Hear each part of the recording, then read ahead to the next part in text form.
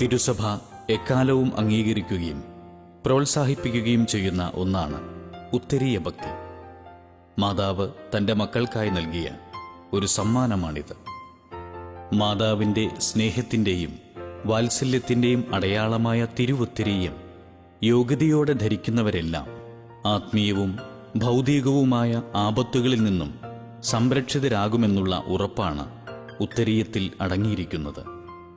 കർമ്മല മാതാവിൻ്റെ തോൾവസ്ത്രമായ സ്കാപ്പുലർ ചെറുതാക്കിയ രൂപമാണ് ഉത്തരീയം.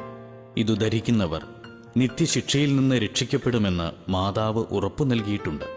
1251 ജൂലൈ 16 കർമ്മലീത്ത സഭയുടെ ഇംഗ്ലണ്ടിലെ ആശ്രമത്തിൽ സുപ്പീരിയർ ജനറലായിരുന്ന വിശുദ്ധ സൈമൺ സ്റ്റോക്കിന് മാതാവ് പ്രത്യക്ഷപ്പെട്ട് കർമ്മലോത്തരീയം നൽകിക്കൊണ്ട് പറഞ്ഞു: എൻ്റെ സാഹോദര്യത്തിൻ്റെ അടയാളവും രക്ഷയുടെ അച്ചാരവുമായ ഈ കർമ്മലോത്തരീയം സ്വീകരിക്കുക. ഈ ഉത്തരീയം ധരിച്ചു മരിക്കുന്നവർ നശിക്കുകയില്ല. സാത്താന് ഭയമുളവാക്കുന്ന 3 കാര്യങ്ങളാണ് യേശുവിൻ്റെ നാമം, മറിയത്തിൻ്റെ നാമം, കർമ്മലോത്തരീയം എന്നിവ. ഭക്തിയോടെ സ്ഥിരമായി ഉത്തരീയം ധരിക്കുന്നവരോട് മാതാവ് പറയുന്നു: ഇത് എൻ്റെ വസ്ത്രമാണ്. ഇത് ധരിക്കുന്നവർ എന്നെയും ഞാൻ അവരെയും സ്മരിക്കുകയും അതുവഴി നിത്യരക്ഷ പ്രാപിക്കുകയും ചെയ്യും.